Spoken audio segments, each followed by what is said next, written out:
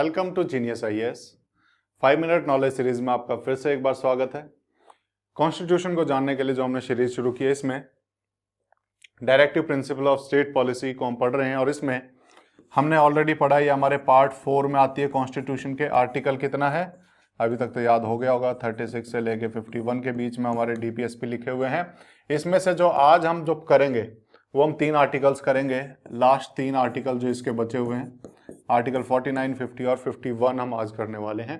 क्या क्या लिखा हुआ है इनमें, तीनों को एक बार देख लेते हैं जल्दी से। सबसे पहला आर्टिकल 49। आर्टिकल 49 बोलता है हमें हमारे सारे एंशिएंट मॉन्यूमेंट्स को बचाने के लिए कि स्टेट को जितने भी एंशिएंट मॉन्यूमेंट्स हैं जो हिस्टोरिकल इंटरेस्ट के हैं या फिर जिनको हम नेशनल इंपॉर्टेंस डिक्लेयर कर चुके हैं कि ये हमारे नेशनल इंपॉर्टेंस के अगर हम कहीं कहीं मॉन्यूमेंट्स हैं तो कहीं ना कहीं हमारे नेशनल इंपॉर्टेंस के लिए ज़रूरी है, तो इन सब को प्रोटेक्ट करने की स्टेट को जिम्मेदारी दी गई है कि जितने भी मॉन्यूमेंट्स हैं, पैलेसेस हैं या फिर जितने भी अगर हम कहें आर्टिस्टिक या हिस्टोरिकल इंटरेस्ट के जितने भी प्लेसेस हैं, उन सबको प्रोटेक्ट करना है स्टेट के द्वारा। तो स्टेट ने क्या किया, स्टेट ने उसके लिए एक एक्ट लेके आ गई। कौन सा एक्ट लेके आई, उसको हम शॉर्ट फॉर्म में बोलते हैं आमसर एक्ट, AMASR एक्ट।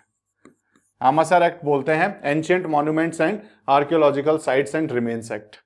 ये एक्ट लेके आए जिसके द्वारा इनको बचाने का काम किया जाता है। हमारा आर्कियोलॉजिकल डिपार्टमेंट ASI जो है, आर्कियोलॉजिकल सर्वे ऑफ इंडिया, वो कहीं ना कहीं इन सारे मॉन्यूमेंट्स को बचाने का काम करता है। आपने देखा भी होगा, अगर कहीं घूमने गए होंगे तो उसके सामने बोर्ड लगा होता है आर्कियोलॉजिकल सर्वे ऑफ इंडिया के द्वारा कि ये जो है हिस्टोरिकल इंपॉर्टेंस, हिस्टोरिकल इंटरेस्ट का है और इसको नेशनल इंपॉर्टेंस डिक्लेयर किया गया है कि ये हमारे इंडिया के लिए नेशनली इंपॉर्टेंट एक मॉन्यूमेंट है, प्लेस है। तो इसको ज़्यादा खराब ना करें, गंदा ना करें और इस परिसर को साफ रखें, सुथरा रखें। ऐसा करके एक बोर्ड आपको मिल जाता है कि इसको किसी भी तरह की हानि ना पहुंचाए। तो कहीं ना कहीं ये एक्ट लाके इसको इम्प्लीमेंट कर दिया गया है।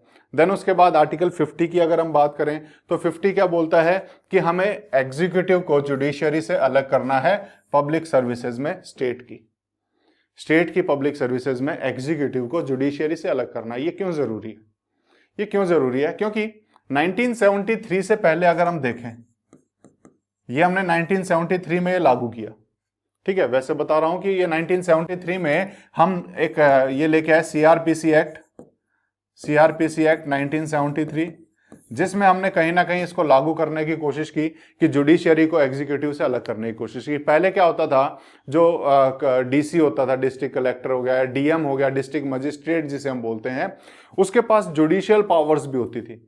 उसके पास जुडिशियल पावर भी है, एग्जीक्यूटिव पावर भी है।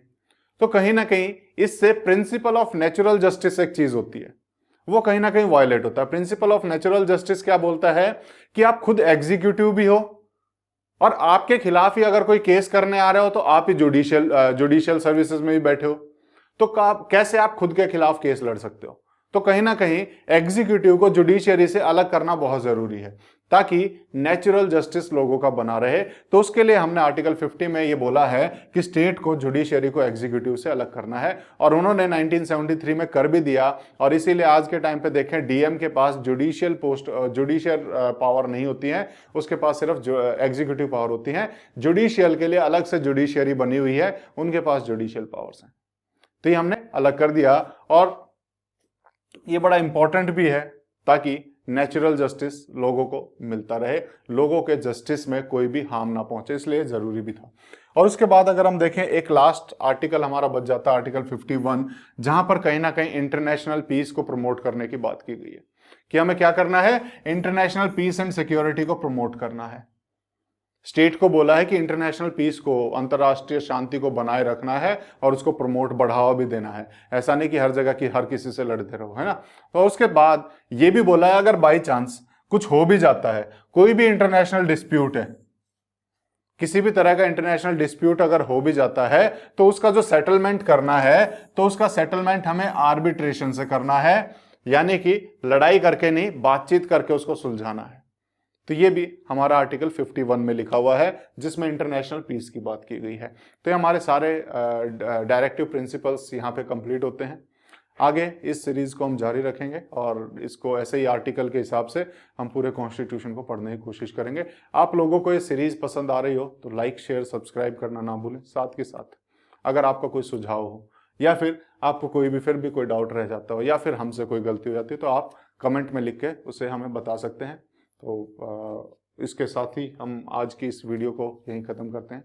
Thank you, take care, bye bye.